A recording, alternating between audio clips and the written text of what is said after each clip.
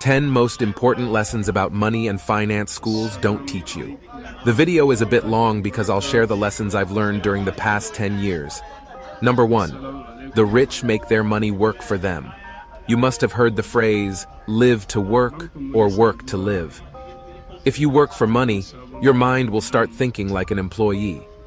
If you start thinking differently like a rich person, you will see things differently. It's not how much money you make that matters, it's how much money you keep. Number 2. Financial education is your greatest asset. The single most powerful asset we all have is our mind. If it is trained well, it can create enormous wealth. Intelligence solves problems and produces money, but money without financial intelligence is quickly lost. Number 3. Know the difference between assets and liabilities. An asset is something that puts money in your pocket, and a liability is something that takes money out of your pocket. Rich people acquire assets, shares, and property investments, and poor people add liabilities, commitments, and obligations. Number 4. Don't be controlled by emotions. Fear keeps people in this trap of working hard, earning money, working hard, earning money, and hoping that it will reduce their fear. They're scared of investing or taking a leap of faith and opening up a business. Secondly, many people are driven by the greed of wanting to get rich quickly. That's why it's important to have a plan, either a strategic property investment plan for your investments or a business plan for your business. Having a plan helps you not be swayed by the emotions of fear and greed. Number 5. Work to acquire life skills, not for money. Work to learn, don't work to earn. Find a job where you can learn life skills. Learning can make you much more knowledgeable and can provide you with unique skills to improve your professional situation.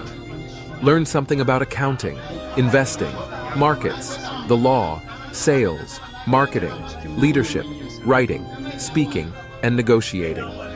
An investment in knowledge pays the best interest. Number 6.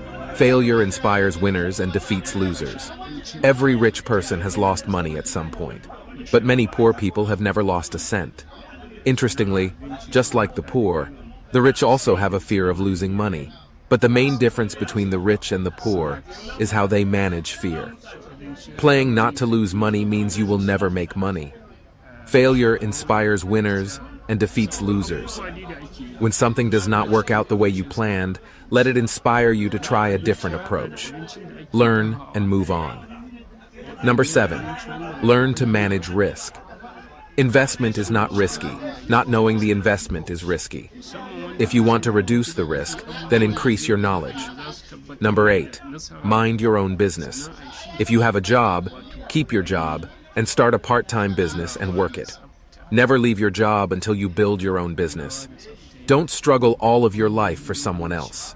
Start your own business and grow it. Number 9. Find a reason. Everyone wants to be rich, but many of us don't want to struggle. Why do you want to earn more passive income? For many people, it's because they don't want to work all their life. They want to have control over how they spend their time. Others want to support their children financially, yet others want to give to the community or charity. Write down your why, because it will keep you motivated. If you don't have a reason, then it is difficult to stay on the path to wealth. Remember, it's not your fault if you were born poor, but it will be your fault if you die poor.